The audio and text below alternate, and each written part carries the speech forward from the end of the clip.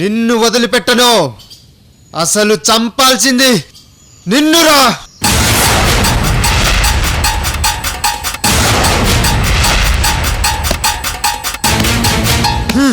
రాయ ముసలోడా, నన్ను ఉరికమ్మ ఎక్కించడం మీ వల్ల కాదు. వస్తాను, మిమ్మల్ందరినీ నరికి చంపేస్తాను.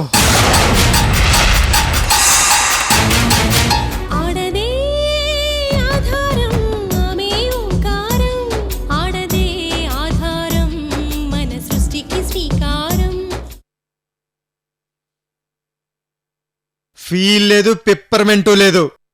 నువ్వు నన్ను అలా పిలుస్తుంటే తేలు కుట్టినట్టుగా ఉంది. ఇంకోసారి నన్ను అలా పిలవకో. సరే, నీకిష్టం లేకపోతే పిలవలే, వదిలే.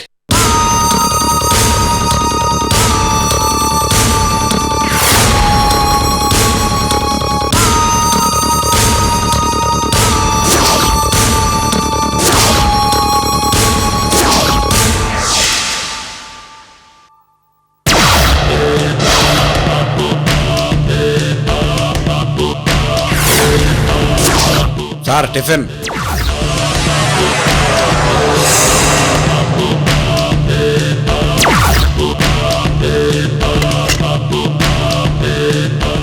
ఆకలిగా ఉంటే నేనే టిఫిన్ తీసుకురమని చెప్పాను. రా తమ్ముడు, ఇద్దరం కలుస్తా. విక్రమ్, అరే మళ్ళీ పిలిచానా? ఓ సారీ సారీ సారీ. సరే, చెరసగం తిందామా? చిన్నప్పుడు అన్నీ కరెక్ట్గా జరుగుంటే మనిద్దరం ఒకే చోట కలిసి పెరిగేవాళ్ళం, ఒకే చోట కలిసి చదువుకునేవాళ్ళం, ఒకే చోట పడుకునేవాళ్ళం, ఇలా ఒకే పళ్ళెంలో కలిసి తినేవాళ్ళం. Bad luck. సరే, తమ్ముడు అని పిలవనివ్వడం లేదు. కాని తమ్ముడు, నువ్వలా పిలవనివ్వకపోయినా పైన ఒకడుంటాడు కదా, అదే మనల్ని ఆడించేవాడు. చూసావా మనిద్దరినీ ఎలా కలిపాడో? నేనేమో మాఫియా లీడర్ని, నువ్వేమో పొలిటికల్ లీడర్వి. అయినా సరే, డిఫరెంట్ ప్లేసుల్లో పెరిగిన మన బ్లడ్ మాత్రం ఒక్కటే అని పైవాడు నిరూపించాడు. ఎలాగో తెలుసా? నేను మర్డర్లు చేశాను, డబ్బు సంపాదించాను. నువ్వు డబ్బు కోసం మర్డర్లు చేశావు. So same blood, same thoughts.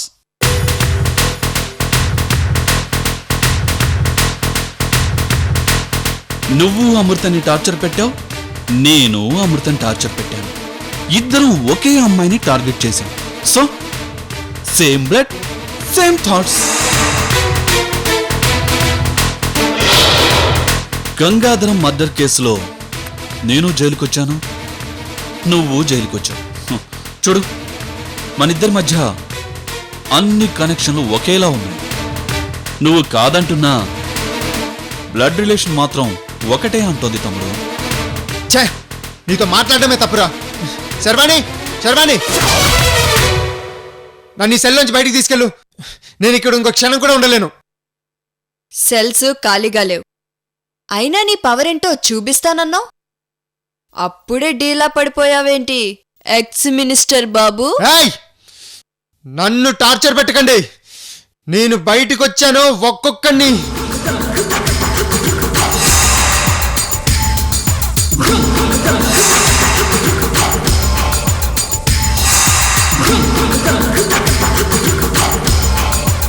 Vikas,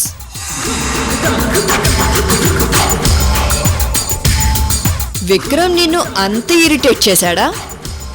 ఒకరినొకరు కొట్టుకోలేదు, కలబడలేదు. జస్ట్ 10 minutes అంతే. అప్పుడే నీ పవర్ అయిపోయిందా? చూపిస్తానన్నావుగా, చూపించు. ఏయ్ శర్వాణి, అవమానిస్తున్నావు, ఆట పట్టిస్తున్నావు. ఓ, నీకింకా పవర్ తగ్గలేదు బాబూ. సరే, ఈ నైట్ అంతా మీ ఇద్దరినీ ఇదే సెల్లో ఉంచుతాను. ఏం జరుగుతుందో చూస్తాను. ఏం జరుగుతుంది? నీ వల్ల విక్రమ్ బాగా స్ట్రగుల్ అయ్యాడు. అమృత అంటే విక్రమ్కి ఎంత ప్రాణమో నీకూ తెలుసు కదా. అమృతకి నువ్వు చేసిన పాపానికి విక్రమ్ నిన్ను ఏ క్షణమైనా ఇదే సెల్లో ఫినిష్ చేస్తాడు. ఏయ్ శర్వాణి, గుడ్ బై.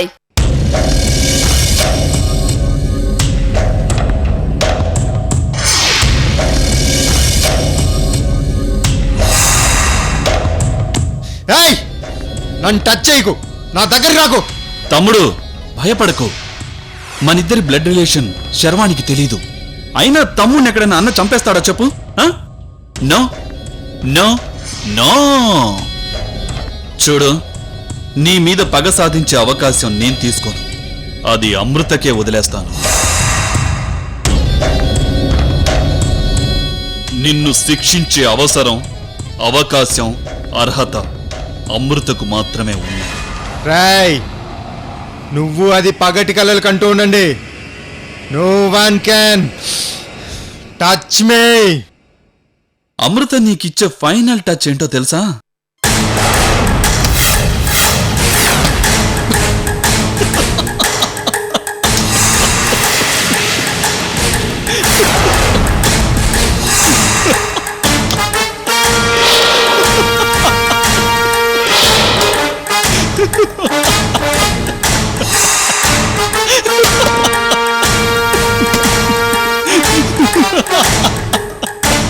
రాయ్, ఒక్కడిని కూడా వదిలిపెట్టను, నరుక్కుంటూ వస్తాను.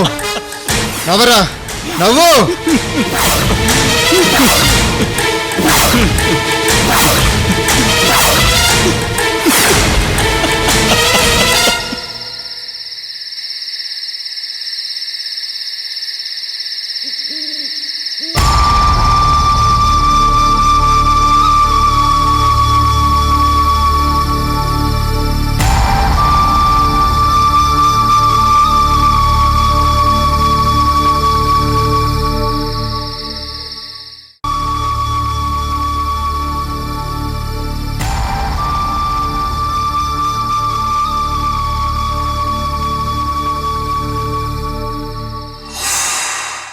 అక్కడ పెట్టు. ఒక్క పూట టిఫిన్ చేయటానికి వస్తే నిన్న ఎన్ని మాటలు అన్నారో విన్నావుగా. ఇవాళ అనేవాళ్ళు రేపు అనుకున్నాం అంటారా? అందుకని నీ భోజన సమస్యకు పరిష్కారం ఇదే.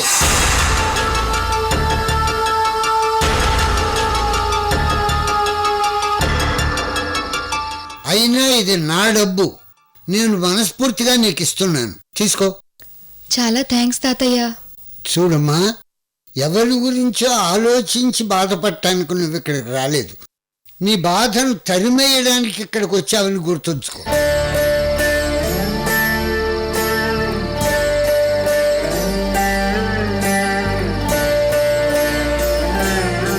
గాయపడిన నీ మనసు ఆకలిని చంపేసి ఉంటుంది.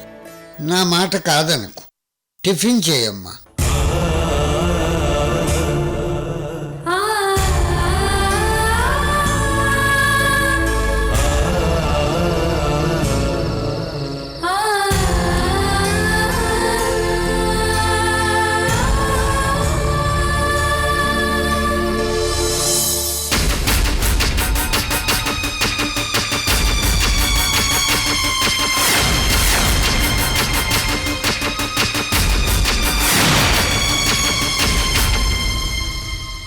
నా జీవితం ఇదే అవుట్ హౌస్లో కష్టాలు కన్నీళ్లతో ప్రారంభమైంది. ఒంటరిగా ఉంటూ చదువుకునేదాన్ని. ఎన్నో అవమానాలు, భయాలు. ఈ అవుట్ హౌస్లోనే జీవితం అంటే ఏంటో తెలిసింది. నా భవిష్యత్తుకి నేనే విధాతనన్న జీవిత సత్యం నాకు తెలియజేసింది. ప్రయాణం ఆగినట్టు అనిపించినా గమ్యం ఇంకా చేరలేదు.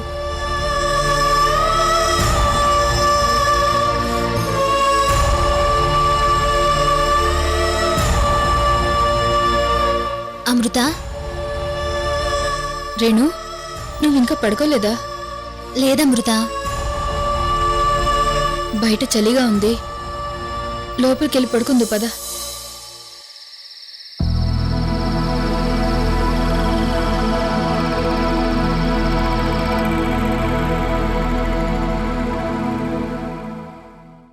అమృత, అది చూడ్రేణు, నువ్వు నీ బిడ్డ గురించి తప్ప ఇంకేమీ ఆలోచించకు. నీకేం కావాలన్నా నన్ను అడుగు. అలా అయితే నేనొక విషయం అడుగుతాను, చెప్తావా అమృత? ఏ విషయం? ఆ, నీ పర్సనల్ విషయం. అంటే నా గురించి ఆలోచిస్తూ నిద్రపాటు చేసుకుని వచ్చావా? నీతో ఇలా ఒంటరిగా మాట్లాడే అవకాశం ఈ రోజే వచ్చింది. అందుకే నిద్రపోకుండా మాట్లాడదామని వచ్చాను. మన పర్సనల్ విషయాలు ఇంకొకసారి మాట్లాడుకోవచ్చు. ముందు నువ్వు వెళ్ళి రెస్ట్ తీసుకో. టైంకి తినాలి, టైంకి పడుకోవాలి. ఇప్పుడు నీకు అమ్మా నాన్న అన్నీ నేనే రేణు. ఇది నా ఆర్డర్. అమ్మా అమృత, నాకిప్పుడు నీతో మాట్లాడాలనుంది. బలవంతంగా నిద్రపో అంటే నిద్ర వస్తుందా? పద, నేను జో కొడతాను కదా. ప్లీజ్ అమృత, నీతో ఒక ముఖ్యమైన విషయం మాట్లాడాలని వచ్చాను. ప్లీజ్. రేణు, ఈ టైం వరకు మెలుకుని ఉండడం మంచిది కాదు. నువ్వు ఇంకేం మాట్లాడకుండా పద రా. నువ్వు నాకు అమ్మా నాన్నవి అయితే ఇలా బిడ్డను బలవంతం చేస్తావా? తప్పు కదా. ఉమ్, ప్లీజ్ అమృత. సరే, ఏంటా ముఖ్యమైన విషయం? నీ పెళ్లి విషయం.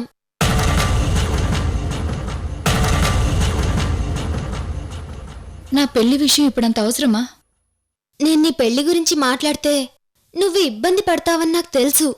అయినా నీ మనసులో పెళ్లి విషయం గురించి నాతో షేర్ చేసుకోవాలని నీకు ఉంటుంది. కానీ మొహమాట పడుతున్నావు కదా. లేదు రేణు, నేనసలు దాని గురించి ఆలోచించట్లేదు. అదేంటమృత, నీ గురించి ఆంటీ ఒకవైపు అంత టెన్షన్ పడుతుంటే నువ్వింత క్యాజువల్గా ఎందుకు తీసుకుంటున్నావు? రేణు, నేనిప్పుడు సంతోషంగానే ఉన్నాను. ఒంటరిగా ఉంటే సంతోషంగా ఎలా ఉంటావు అమృత? నాకు అలవాటైపోయింది రేణు. చూడు, ఎక్కువ స్ట్రగుల్ ఫేస్ చేసి నీలో తెలియని ఒంటరితనం వచ్చేసింది. అది ఇలాగే కంటిన్యూ అవ్వడం కరెక్ట్ కాదమృత. జాతక దోషం పోయేలా పెళ్లి చేసుకోవడం గురించి అసలు నువ్వేం ఆలోచిస్తున్నావో చెప్పు. నేనేమీ ఆలోచించడం లేదు. పెళ్లి చేసుకునే జాతకం ఎవరికుందో నీకు తెలుసా? ఎవరికుందో నాకు తెలీదు. ఆంటీ చెప్పలేదా? ఆంటీ ఏం చెప్పలేదు. ఫలానా జాతకం గల అబ్బాయి కోసం వెతకాలని మాత్రం చెప్పింది. అంతే. సరే, జాతకం గల అబ్బాయి ఉన్నాడు, ఆ విషయం పక్కన పెట్టు. నీ మనసులో ఏముందో చెప్పు. రేణు, పెళ్లి నా జీవితంలోకి తొంగి చూసిన ప్రతిసారి ఏదో ఒకటి జరిగి ఆగిపోతూ వస్తుంది.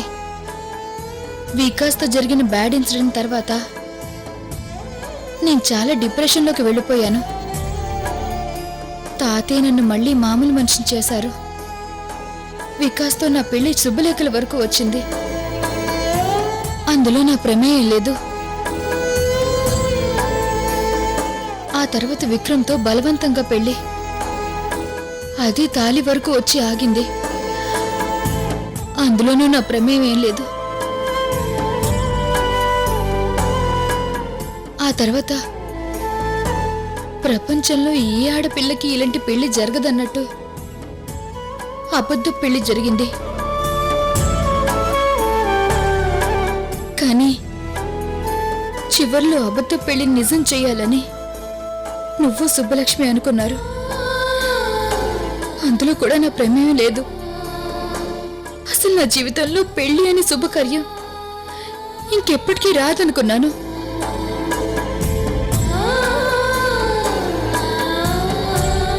కానీ నాన్న సిటీ వదిలి వెళ్ళిపోతున్నా నన్ను పిలిచి సాగర్తో పెళ్లి చేస్తానన్నారు.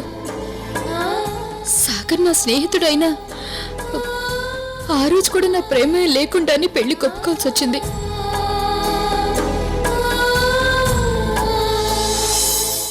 మధ్యలో సిద్ధార్థ్ గారు కూడా పెళ్లి ప్రపోజల్ తెచ్చారు. ఇలా ఏ రోజు కూడా నా ప్రమేయం లేకుండానే జరిగింది.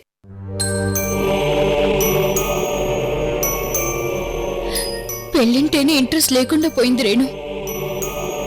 అసలు పెళ్ళంటే ఒకరినొకరు అర్థం చేసుకుని జీవితాంతం సంతోషంగా ఉండడానికి కలిసి చేసే ప్రయాణం.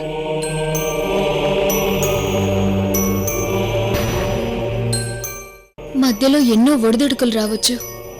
కష్టాలు, సుఖాలు, అపార్థాలు ఏవైనా సరే పెళ్లి మన జీవితానికి గమ్యాన్ని ఇస్తుంది.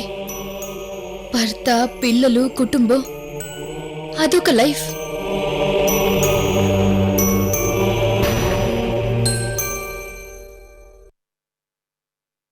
పెళ్ళ పెళ్ళన్నాక ఏ ఆడపిల్లకైనా కొన్ని కోరికలు ఆశలు ఉంటాయి.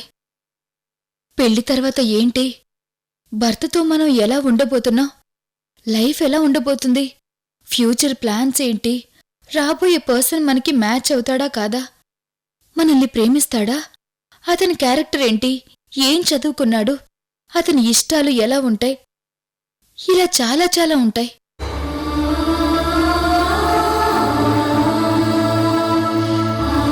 ఇన్ని మ్యూచువల్ అండర్స్టాండింగ్స్ చూసుకుని పెళ్లి చేసుకోవాలా అని నీకు డౌట్ రావచ్చు. జనరల్గా ఏ ఆడపిల్లైనా ఇలాగే ఆలోచిస్తుందనుకుంటాను. అలాంటి ఆలోచనలు, ఆ వే ఆఫ్ అప్రోచ్కు నేను చాలా దూరంగా వెళ్ళిపోయాను రేణు.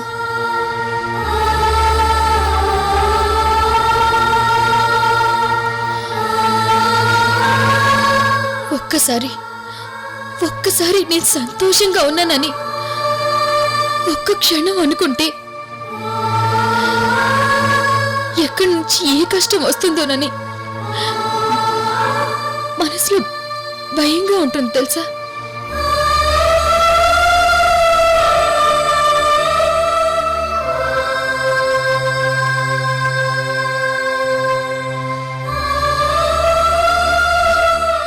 అంతెందుకు, ఇప్పుడు నా జాతక దోషం కూడా చివరికి నా పెళ్లితోనే ముడిపడి ఉంది. అంటే ఇందులో కూడా నా ప్రమేయం లేదు.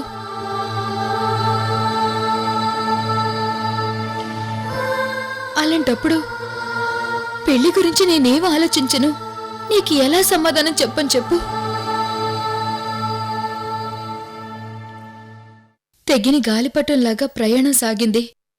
కాకపోతే ఆ ప్రయాణం ఆగిన ప్రతి చోట నా మనసుకి తృప్తినిచ్చే లాయర్గా కొన్ని కేసులు టేకప్ చేశాను.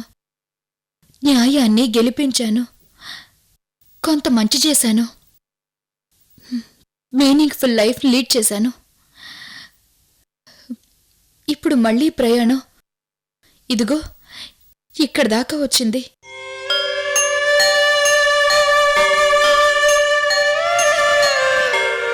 నా వరకు తలరాత ఎలా రాసుంటే అలా జరుగుతుంది. ఇంతకంటే పెళ్లి గురించి నాకు వేరే ప్రత్యేకమైన ఆలోచనలు ఏమీ లేవు రేణు.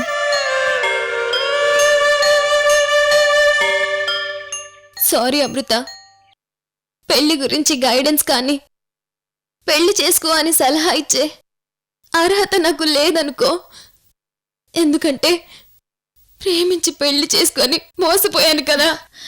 రేణు, బాధపడుకో. ప్రేమలో నువ్వోడిపోలేదు. నీలాంటి గొప్ప ప్రేమికురాల ప్రేమని అర్థం చేసుకోలేని డబ్బు మనిషి వికాసే ఓడిపోయాడు. నువ్వెలా చెప్పినా సరే జీవితంలో సరిదిద్దుకోలేని తప్పు నా పెళ్లి. బిగ్ మిస్టేక్ జరిగిపోయింది.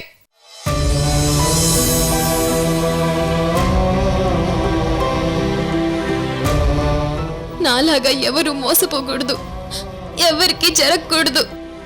అనుభవంతో చెప్తున్నాను అమృత, అర్థం చేసుకుంటావని ఆశ అమృత. నేనంటే దురదృష్టవంతురాల్ని. అలాగని పెళ్లి విషయంలో అందరికీ నాలాగా జరగాలని లేదు అమృత. నేనంటే అమాయకంగా ఏది నిజమో ఏది అబద్ధమో తెలుసుకోలేకపోయాను.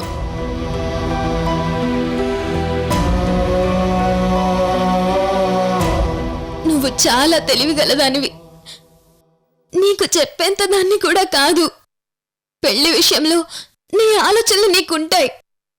ఏవైనా నేను కోరుకునేది ఒక్కటే అమృత, నువ్వు పెళ్లి చేసుకొని హ్యాపీగా ఉండాలి అమృత.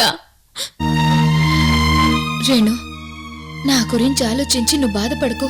అమృత, ఇప్పటికే లేట్ నైట్ అయింది, పద పడుకుందు. కేసు పూర్వాపరాలు పరిశీలించిన మీదట ముద్దాయి వికాసుబాబుని వారం రోజుల పాటు జ్యుడిషియల్ కస్టడీకి, అలాగే విక్రమ్ని పోలీస్ కస్టడీకి అప్పగించడమైనది.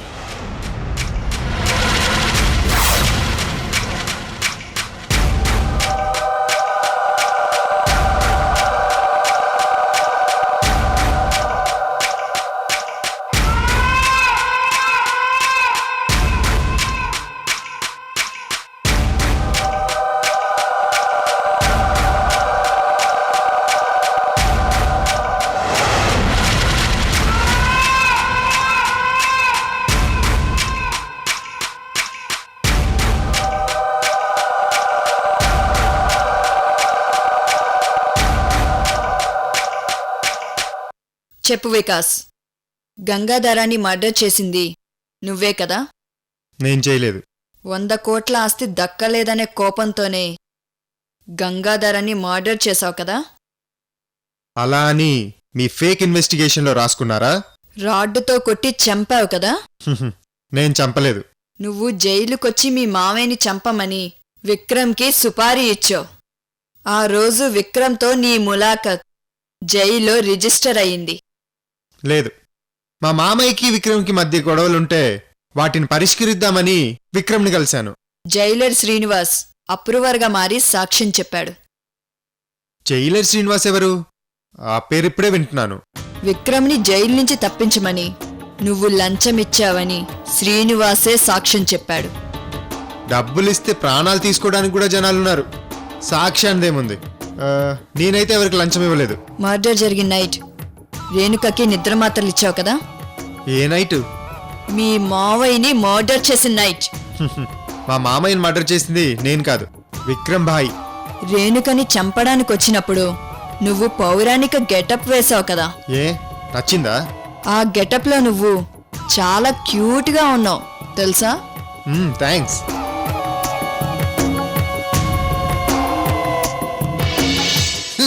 పట్టుకోవలసింది నా కాళ్ళు కాదురా, అమృత రేణుకల కాళ్ళు. మమ్మల్ని క్షమిస్తానంటే అమృత రేణుకల కాళ్ళు కూడా పట్టుకుంటానన్నా. మా పాపాలు ప్రాయశ్చిత్తం అవుతాయంటే అమృత రేణుకల కాళ్ళు పట్టుకుంటాం మావయ్య గారు. అయితే వెళ్ళి పట్టుకోండి. అయ్యో